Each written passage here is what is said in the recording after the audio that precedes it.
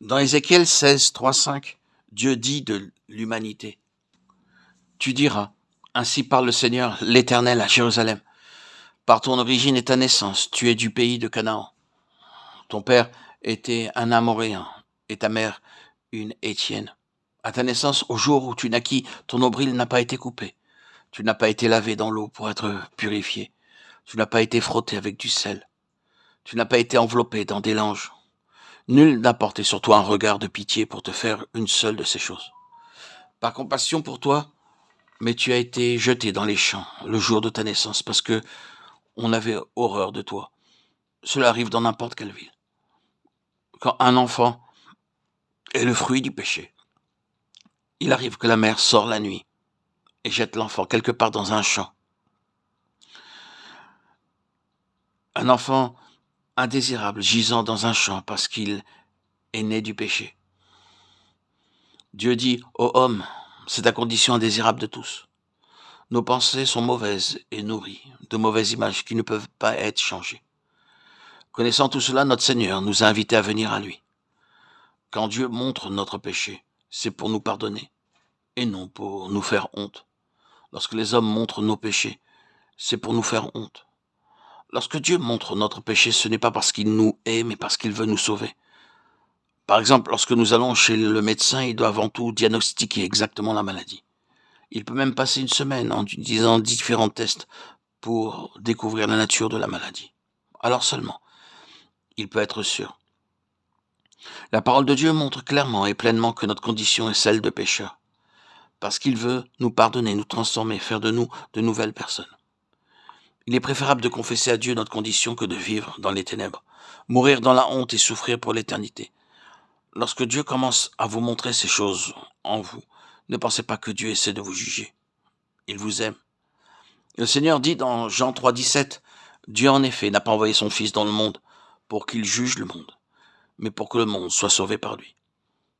Il n'essaie pas de vous montrer votre condition comme il la voit pour vous condamner, mais pour que vous puissiez être sauvés, pardonnés, lavés, purifiés et transformés, et recevoir une nouvelle vie et que vous viviez éternellement.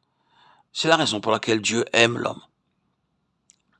Voyez-vous d'abord tel que vous êtes et ne vivez pas sous de faux semblants. Le diable fait tout pour nous tromper. Nous pouvons dire « je ne suis pas si mauvais, je suis un pécheur », mais pas trop mauvais. Que vous ayez commis un péché ou sans, le résultat est le même. Vous pouvez prendre une goutte de poison ou même le verre plein. Vous mourrez quand même. Le contact d'une main sale sur un blessé peut entraîner la mort. Il y a de nombreux cas comme ça dans les hôpitaux. Une infirmière par négligence, par des mains sales, peut entraîner la mort d'un malade. De la même manière, même une pensée pécheresse est suffisante pour provoquer la souillure. Vous n'avez pas besoin de commettre le péché pour être souillé et devenir pécheur. Par la parole de Dieu, nous savons que même une pensée coupable ou une idée peut corrompre et souiller notre être entier, et ainsi nous empêcher d'entrer dans le royaume de Dieu. Mais grâce soit rendue à Dieu. Il y a un moment par lequel nos péchés sont pardonnés et nos vies pleinement transformées. Si un homme est en Christ, il est une nouvelle créature.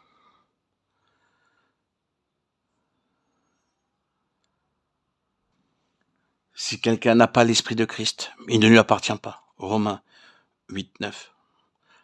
Affectionnez-vous donc aux choses d'en haut, et non à celles qui sont sur la terre. Colossiens 3, 2.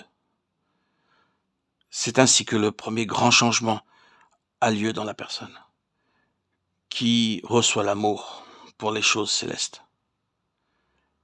Heureux ceux qui ont le cœur pur, car ils verront Dieu. Seul Dieu peut donner un cœur pur. Il n'a fait aucune différence entre nous et eux, ayant purifié leur cœur par la foi. Actes 15, 9. Matthieu 5, 8. Combien plus le sang de Christ qui par l'Esprit éternel s'est offert lui-même sans tache à Dieu, purifiera-t-il votre conscience des œuvres mortes, afin que vous serviez le Dieu vivant. Dieu nous donne une nouvelle conscience, une bonne conscience, que nous ne pouvons obtenir par nos propres efforts. Le Seigneur Jésus-Christ, par son précieux sang, nous donne une bonne conscience. Nous en avons la preuve par notre hardiesse à entrer dans la présence de Dieu.